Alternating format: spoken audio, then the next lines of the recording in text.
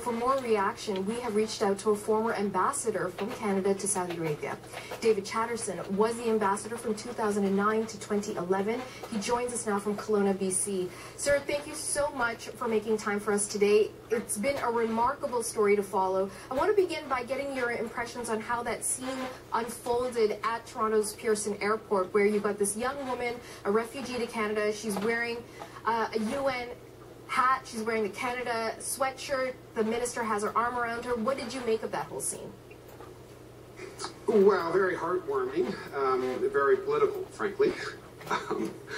Why do you say that? Why do you say political? Well, fundamentally, we have injected in this case, I think, a very strong domestic political element into a refugee persecuted person's situation. And I'm not sure that's always the best thing to do when what we're trying to do is to manage very sensitive and very difficult circumstances of some 25 million people in the world. And so what's your concern? Why is it not necessarily the best approach?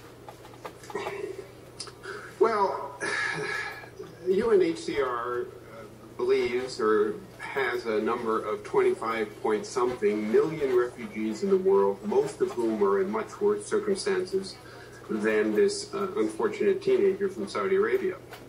And yet, our Prime Minister has chosen to offer her immediate sanctuary. That's going to be, I think, initially viewed by Saudi Arabia as a very concerted effort on our part, or the Prime Minister's part, to insert himself into this story.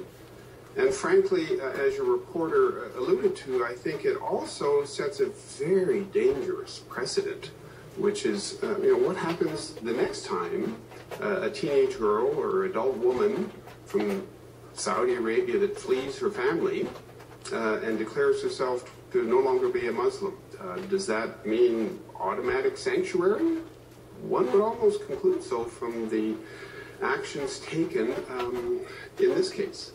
So I want to pull apart a couple of things that you mentioned there.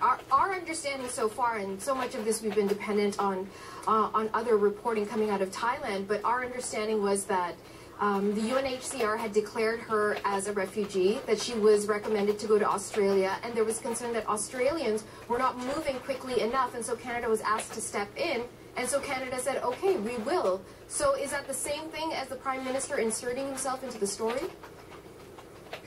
Well, the UNHCR does make declarations to make their assessment. We have a process by which we make our assessment. The Australians were prepared, as I understand it, to accept her as a refugee claimant. What we did is go one step further and accepted her not as a claimant, but as a refugee. And that's a process that in Canada typically requires an assessment of the claim, a vetting of the individual, and a decision that typically can take as much as 2 years. All of that was sort of set aside, and rather than her going to Australia as a refugee claimant, which is where she was heading to go and where she has her friends and contacts, we kind of stepped into the middle and offered her immediate sanctuary, contrary to our processes and our procedures. Let's talk. Secondly, I think the other thing important here is that initially the Thai authorities seemed as though they were going to send her back to Kuwait. After speaking with the UNHCR representative, they said, no, we're not going to do that. We're going to provide her a safe haven here until we can figure all this out. And that's the process that was ongoing when we kind of intervened. I want to talk to you about the impact this could have on the relationship between Ottawa and Riyadh.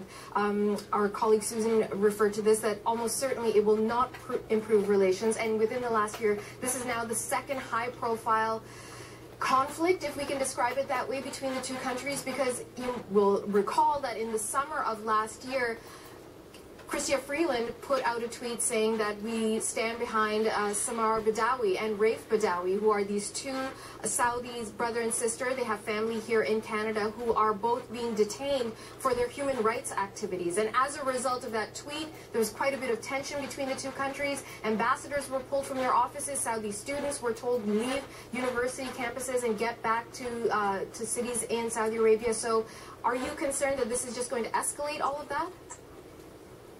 Well, I think we've pretty much gone about as low as we can go in the relationship.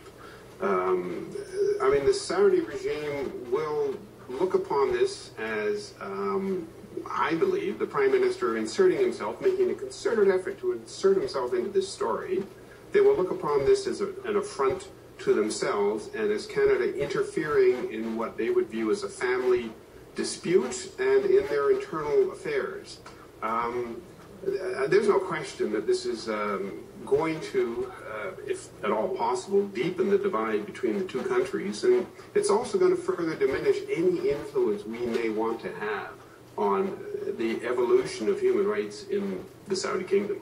Okay, let's touch a bit more on that for just one moment, sir, and we are running out of time, but if Canada makes a commitment to human rights and Saudi Arabia has made less of a commitment to human rights, there are a number of Canadians across this country who would say, what does it matter? Why do we need Saudi Arabia's approval? We're doing the right thing.